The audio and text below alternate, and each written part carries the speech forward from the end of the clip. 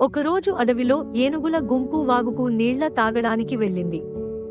దారిలో చీమల గుంపు సమావేశం నిర్వహిస్తున్నాయి.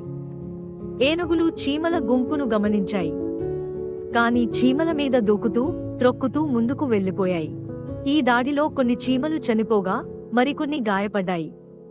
ఏనుగులు నీళ్లు తాగి తిరిగి వస్తున్నప్పుడు చీమలు వీరి ముందుకు వచ్చి ఇలా చెప్పాయి: మీరు చాలా బలవంతులు. మీకు కళ్ళు బాగా కనిపిస్తాయి. కాని మాలాంటి చిన్న జీవులపై మీ బలం చూపించడం తగదు. దానికి ఏనుగులు గర్వంగా చెప్పాయి: ఇది మా ఇష్టం. మాకు సలహాలు ఇచ్చేంత గొప్పవారు మీరు కాదు. దీనికి చీమలు కోపంతో ఏనుగులపై దాడి చేశాయి. చీమలు ఏనుగుల చెవుల్లోకి, కళ్లల్లోకి కుట్టాయి. బాధతో ఏనుగుల కళ్ళు మూసుకుపోయాయి.